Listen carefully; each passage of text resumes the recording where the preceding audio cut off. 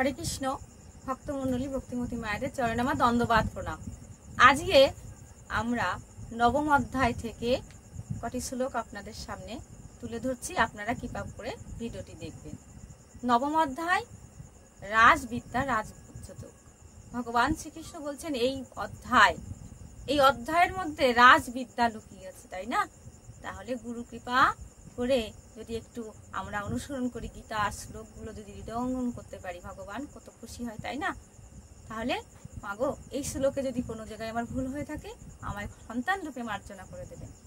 22 এবং 23 নম্বর শ্লোক।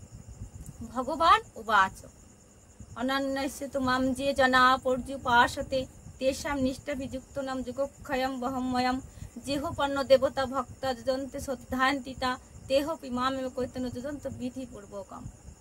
ভগবান শ্রীকৃষ্ণ বলছেন, হে ভারতকুল গৌরব অর্জুন, এই জগতে যাহারা কামনা বাসনা পরিত্যাগ পূর্বক আমায় ভজন করেন, আমি সেই সমস্ত ভক্তের যোগক্ষেম প্রদান করিয়া থাকি। ভগবান শ্রীকৃষ্ণ তিনি এমনই আমাদের ভালোবাসে মাগো। তাহলে ভগবান গীতায় কতভাবে আমাদের বুঝিয়েছেন না, অর্জুনের মাধ্যম দিয়ে।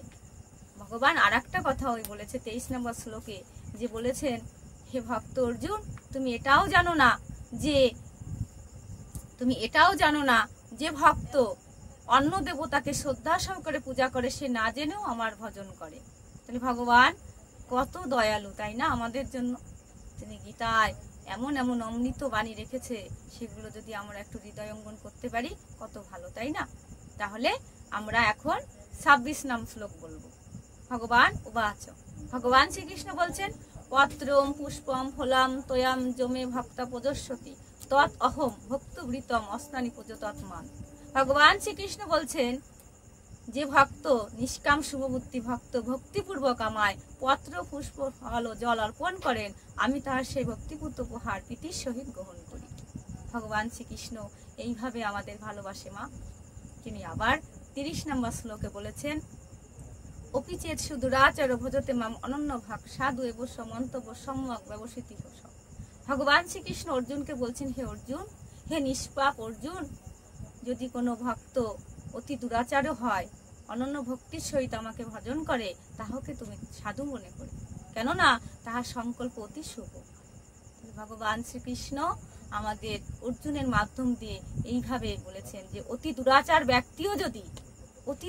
ব্যক্তি যদি আমাকে অনন্য ভক্তির সহিত ভজন করে, তাহলে তুমি তাকে সাধু মনে করি, কেননা তার সংকল্প তো অতি শুভ। তাহলে মাগো আমাদের সংকল্প থাকতে হবে শুভ, তাই না? তাহলে আমরা আর একটি শ্লোক বলছি।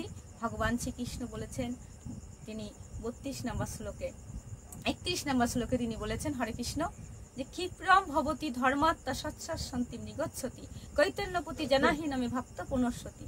ভগবান শ্রীকৃষ্ণ বলছেন, হে অর্জুন, আমার ভক্ত যারা আমার ভক্ত হয় তারা শীঘ্রই ধার্মিক হয়, চিরশান্তি লাভ করেন, এবং আমার ভক্ত কখনো বিনষ্ট হন না। ইহা তুমি নিশ্চিত জানিও এবং জগতে সানন্দে প্রচার করো।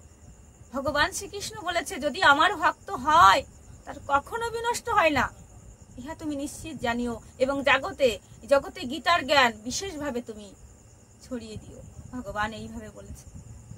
আবার এই গীতায় নবম অধ্যায় রাজবিদ্যা রাজগুচ্ছ যোগে একটা উত্তম শ্লোক, প্রত্যেকটা শ্লোকই ভগবান তিনি আমাদের জন্য রেখেছে, তাই না? আমাদের মতো অধমদের জন্য কৃপা করার জন্য তিনি মুখস্থিত বাণী, তার সেই গীতা শ্রীমদ্ ভগবদ গীতা। 34 নম্বর শ্লোকে ভগবান শ্রীকৃষ্ণ বলছেন, মন্মনা ভব মদ ভক্ত মত জাতি মাম নমস্কুরু মাম এব যুক্ত এবং আত্মনাম মত পরায়ণ।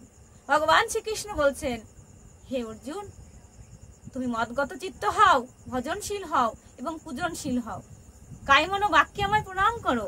এইরূপ মতপূরণ হইয়া আমাতে মন ও বুদ্ধি সমাহিত করিলে আমাকেই লাভ করিবে। ভগবান শ্রীকৃষ্ণ অর্জুনকে বারবার বলছে, সখা অর্জুন, তোমার মতটা ঠিক নেই, মতটাকে স্থির করো, চঞ্চলতা দূর করো এবং মত বুদ্ধি সমাহিত করো, আমাকে প্রণাম করো। এইরূপ মতপূরণ হইয়া সমস্ত কিছু ঠিকঠাক করো তুমি, তারপরে আমাকেই তুমি লাভ করিবে, ইহাতে কোনো সন্দেহ নাই। তাহলে মাগো আমরা আবার পরবর্তী ভিডিওতে ভগবান শ্রীকৃষ্ণের বাণী বলার মতো ক্ষমতা সাহস কিছুই আমার নেই। ভগবান বললেন ছোটবেলায় যখন শিশুরা আধো আধো করে কথা বলে, মা বাবা বলে কত ভালোবাসি, আরো বলো বাবা। তদ্রূপ ভগবান শ্রীকৃষ্ণ বলছেন এই গীতা নামে যে অমৃত পান করে, যদি ভুলও বলে না, তাহলে গোবিন্দ হাসে, চেষ্টা করে যে না ভক্ত চেষ্টা করছে, আমার এই কঠিন শাস্ত্র, পৃথিবীতে এমন কঠিন শাস্ত্র গীতার মতো নয়, তাই না? গুরু কৃপা, আপনাদের কৃপা থাকলে হয়তো আপনারা যদি আশীর্বাদ করেন, তাহলে গীতায় আপনাদের কৃপায় হয়তো আমি বলার চেষ্টা রাখবো, তাই না মা? তা আপনারা এই নবম অধ্যায় থেকে এই ভিডিওটি দেখবেন, আর ভালো লাগলে অবশ্যই লাইক, কমেন্ট, শেয়ার, সাবস্ক্রাইব এবং পাশে থাকা বেল আইকনটি ক্লিক করবেন। আর রাধারানীর কৃপায় ভালো থাকবেন। জয় শ্রীমদ্ ভগবদ গীতা কি জয়।